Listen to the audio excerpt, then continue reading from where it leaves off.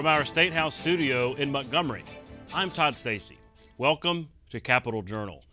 Leading the broadcast tonight is news from Dadeville, where earlier today authorities announced 2 arrests in the Sunday shooting that killed 4 young people and injured 32 others at a Sweet 16 birthday party. According to the Alabama Law Enforcement Agency, 17-year-old Tyreek McCullough and 16-year-old Travis McCullough have been arrested and charged with murder. Tallapoosa County District Attorney Mike Segrest said the pair would be tried as adults. That's automatically required in Alabama for anyone 16 or older charged with murder. On Tuesday, April the 18th, at approximately 8 p.m., the Alabama Law Enforcement Agency's State Bureau of Investigation officially arrested and charged Tyreek McCullough, 17 of Tuskegee, and Travis McCullough, 16, also of Tuskegee, with 4 counts of reckless murder each. There is a tremendous amount of work that is yet to be done.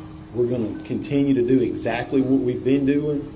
We're going to be very careful with everything that we say, with everything that we do, because we absolutely are going to stay focused on the families and the victims. But we're going to need the public's help.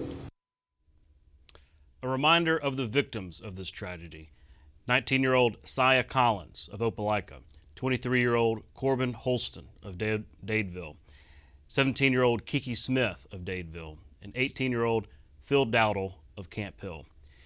Segrest said his office and police investigators owe it to these victims and their families to gather evidence methodically and prosecute properly in order to deliver justice.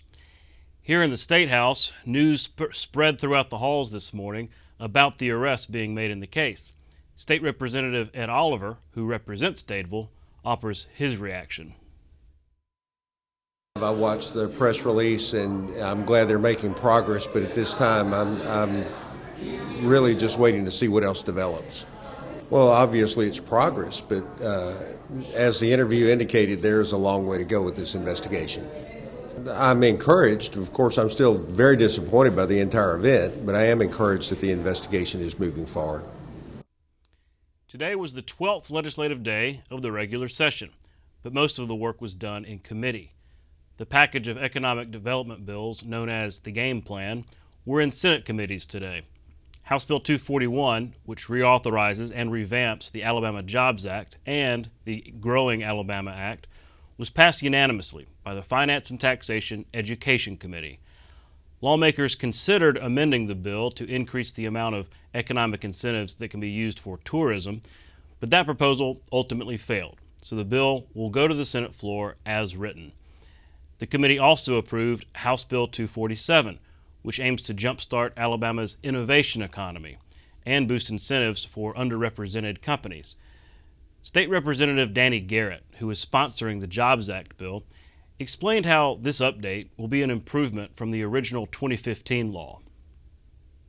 So we made it very clear that some of the provisions that had previously been utilized by how they had been utilized by Commerce, but for example, an eligible employee, we're only going to give the actual credit on the number of employees that actually reside in Alabama. Now, a company can have employees that live across state lines, and that number would qualify them for the credit, but the actual computation will be based only on those that live in the state of Alabama. He clarified that.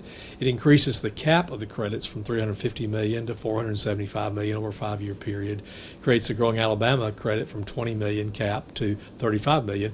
That's important because that's the credit that helps us develop sites, and right now we're running low on site inventory in the state. Renewable energy is a new category added for eligibility. That's because within the last 8 years we've seen a massive movement in the renewable energy industry. So we're adding that as a component, and that to make sure it's part of that group as well. Over in the Fiscal Responsibility and Economic Development Committee, the 2 other incentives bills were on the agenda. House Bill 257, known as the SEEDS Act, is intended to help identify and develop more industrial sites that can be used to recruit projects. And House Bill 240 ensures transparency by requiring all incentive money be posted online. Both bills passed committee unanimously. That means the entire package of game plan bills are ready for final consideration on Thursday. So by this time tomorrow, the bills could be sitting on Governor Kay Ivey's desk. The governor has been steadily drumming up support for the game plan package, and today she spoke to the Montgomery Chamber of Commerce about taking Alabama's economic development to the next level. However, as much as she plugged her incentives package, she also said that critical to the state's economic success is improving public schools. She pointed to efforts in literacy and numeracy that are aimed at improving math and reading proficiency, especially in struggling schools. Last year, I challenged our schools, communities, and leaders to band together to pledge that we will no longer accept the existence of failing elementary schools in our state. No longer are we letting family income or any other barriers define a child's ability to obtain the quality education they so deserve. Through the Numeracy and Alabama Literacy Acts, we are putting a renewed emphasis on the fundamentals of education, reading and math. Addressing crime is a continuing theme this session, as several measures to crack down on crime in different ways have been introduced. Today, the Senate Judiciary Committee took up and debated a bill seeking to address gang-related crime. State Senator Will Barfoot, who represents Montgomery, is sponsoring Senate Bill 143, which seeks to better define gangs and enact enhanced penalties for criminal activity that benefits, promotes, or furthers the interests of a gang. But Barfoot saw pushback from committee Democrats who had concerns about definitions within the bill and potential unintended consequences. Mind you that your definition calls for legal profiling. And when it does that, because it says that these officers see people dressed a certain way, wearing a certain thing, now they're actually profiled. And also on line 160, you understand that you got it for possession of a weapon. Many of you around this table voted for us to be able to carry a gun legally without a permit. So it's not illegal to have a gun in your possession if you're standing on that street corner. It's not illegal. So even if the person has a gun on them and they never use it, then we want to elevate a crime just for having possession of a weapon, when possession of a weapon in the state of Alabama is legal now, and those of you around this table voted on that. Very clear. That need to be removed out of this bill, the possession of a weapon, unless they use that weapon in the furtherance of that crime. That's where but other just having that possession needs to take away, and we need to deal with this definition because I think it's all about legal profiling. Thank you very much. Thank you. As said before, we'll continue to work together to try to make this bill a better bill. The committee advanced the bill on a vote of 8-3, and it now goes to the full Senate. I'll speak with Senator Barfoot in more detail about this gang bill and some other bills when we come back. You can watch past episodes of Capital Journal online at video.aptv.org. Capital Journal episodes are also available on APTV's free mobile app. You can also connect with Capital Journal and link to past episodes on Capital Journal's Facebook page. And you can listen to past episodes of Capital Journal when you're driving or on the go with Capital Journal podcasts. Keep up with what's happening with Capital Journal.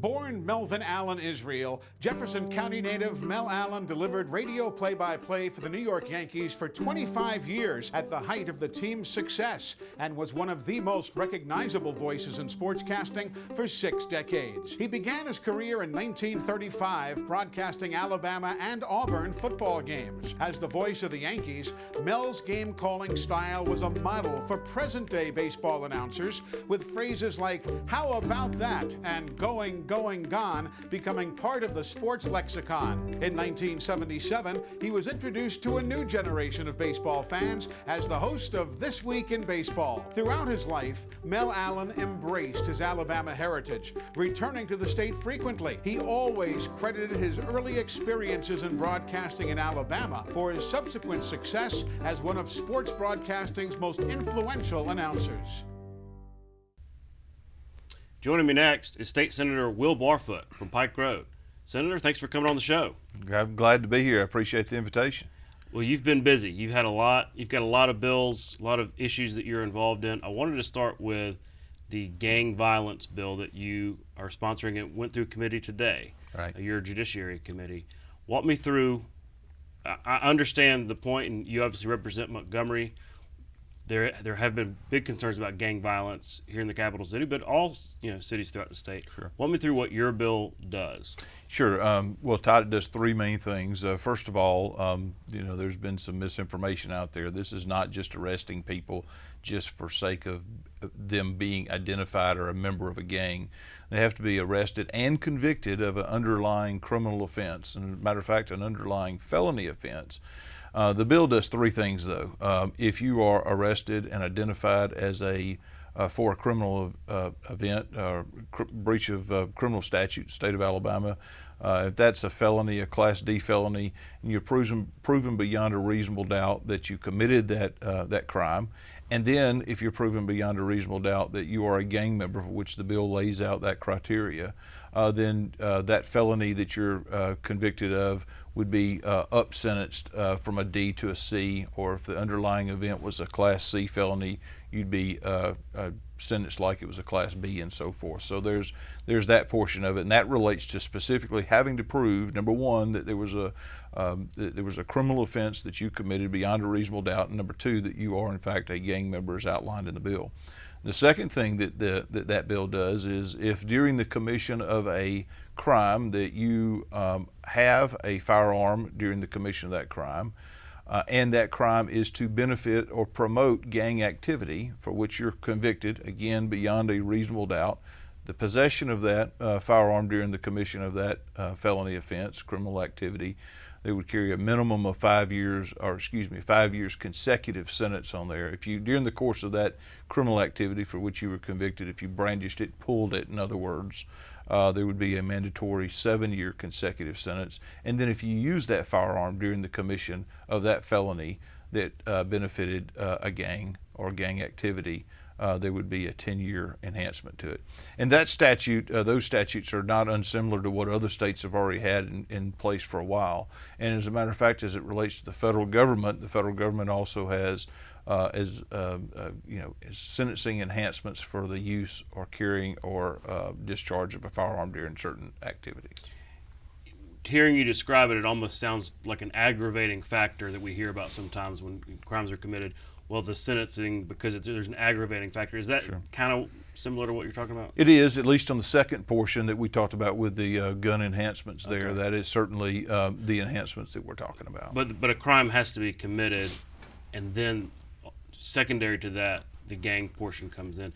You had some pushback, though, from Democrats today who talked about maybe some nuances of the bill and maybe some vagaries. They were concerned about the definition of gangs maybe being misinterpreted and being too broad.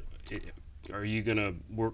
Is there going to be more conversation about fine-tuning the bill? Yeah, so valid points. Some of those that were made even before committee and had some discussions along those lines, and we're certainly willing to look to see where we can tighten up that. We don't want any unintended consequences, but we do think that there's a valid reason for this type of legislation out there. We've got problems with gangs in the state of Alabama. And it's not just a state of Alabama issue, but nationwide. And so I think we'd have to have something to address that as it relates to that criminal activity of the gangs. Mm-hmm.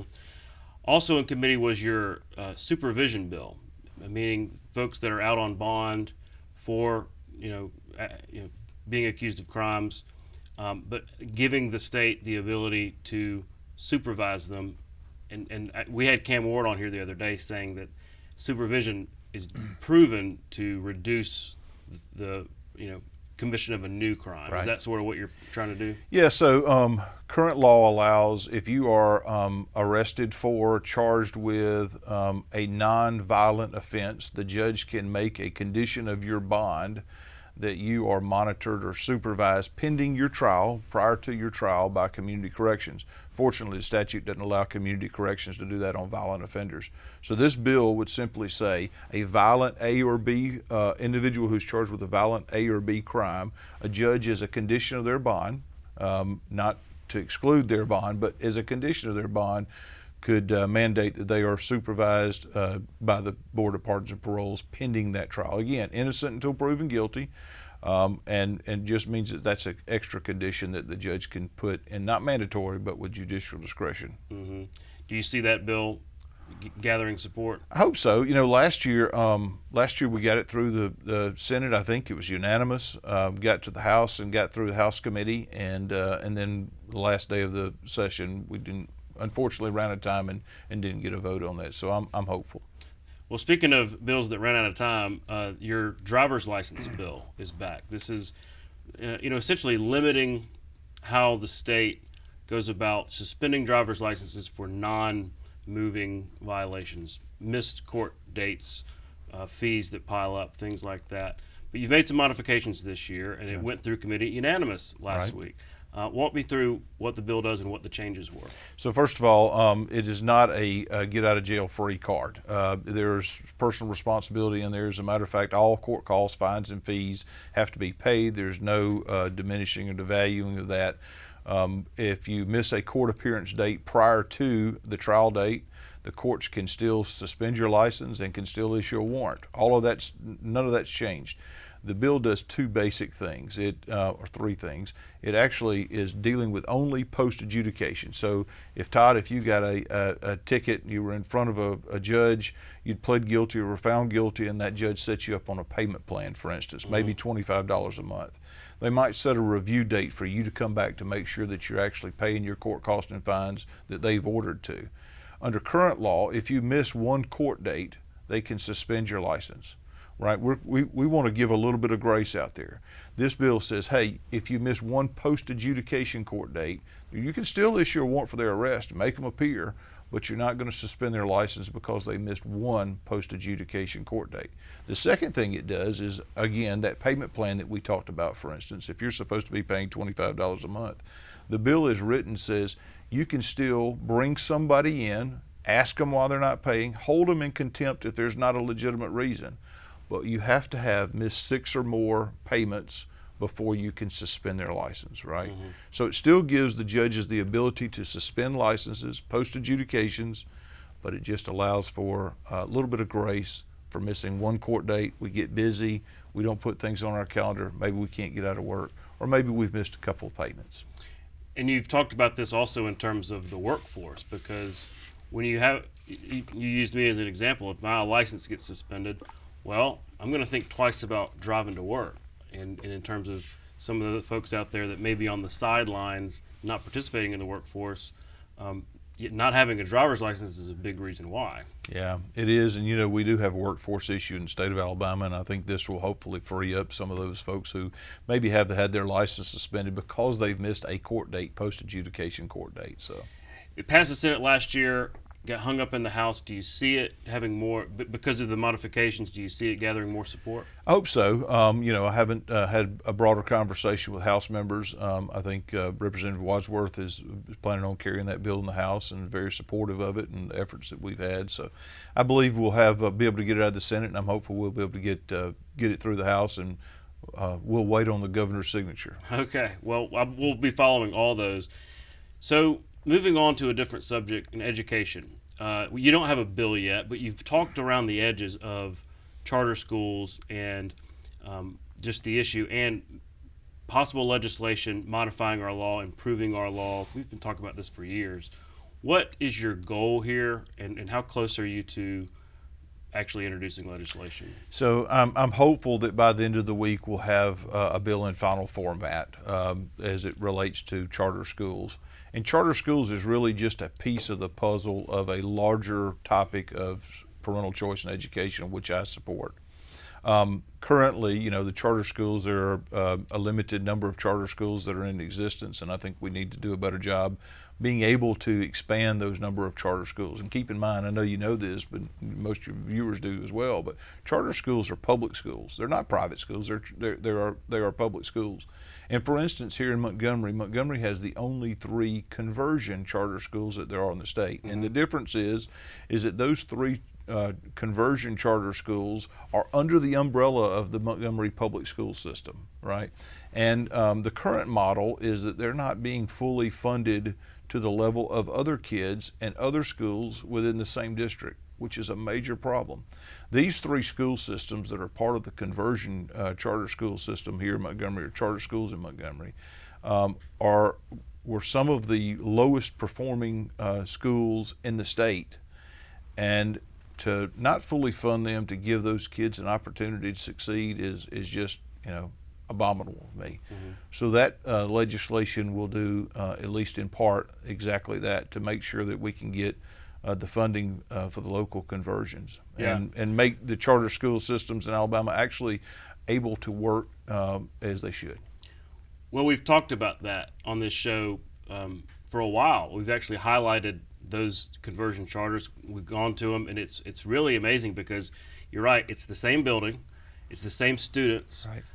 In some circumstances, the same teachers, but different leadership, different accountability standards, and really a different culture. Right. And it's, you know, at least initially getting some results. So, but also the issue of funding, because, you know, the public charters receive federal funding that follows the students, state funding that follows the students, but it's that local dollars.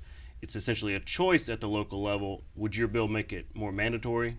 Yeah, so we're looking at that. But one of the issues is whether or not, for instance, you know, in-kind services from the local school system, specifically to the conversion charters. So the conversion charters may say, hey, we have a different reading standard, or we may have a different way to teach reading or English. And so we don't want to use the materials that the local, you know, Montgomery public school system has. We don't want an in-kind contribution. We want to be able to select our own way of making sure that the kids, under this new procedure and policies and quite honestly teaching methods that we're trying to instill in folks. So. Well, the Montgomery model is really interesting because you have some who, especially those who have been involved, who are just so excited about it. Right.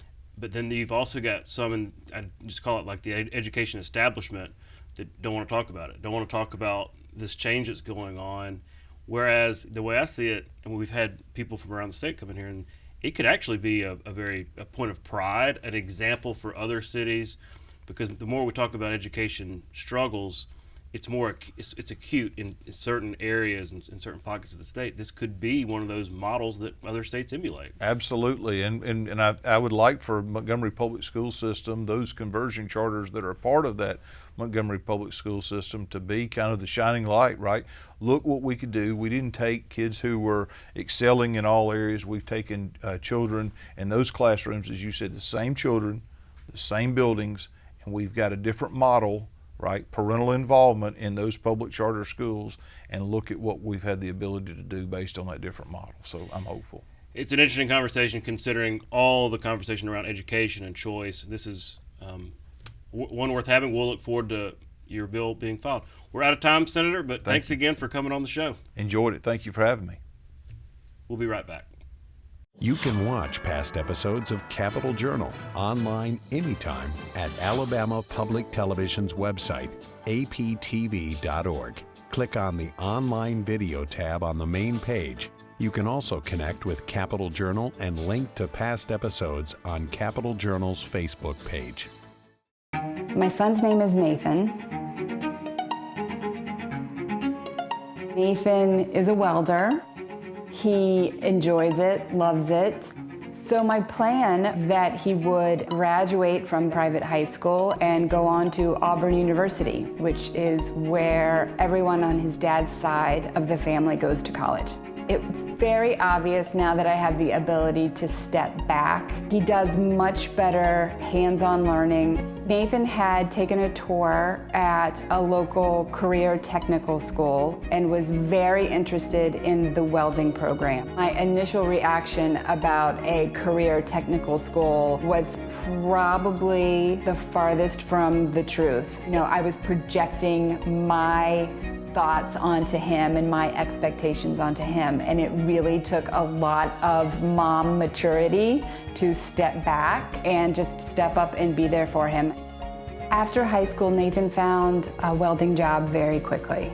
I would say within 3 weeks of graduation, he was working for a local contractor. I remember having a conversation with my own mother, and she said, "Is there really any money in welding? What exactly do welders do?" So as a 19-year-old, he's making $47 an hour. Right. So I thought I was raising a CEO, and as it turned out, I was raising a welder. Who knew? Nathan knew.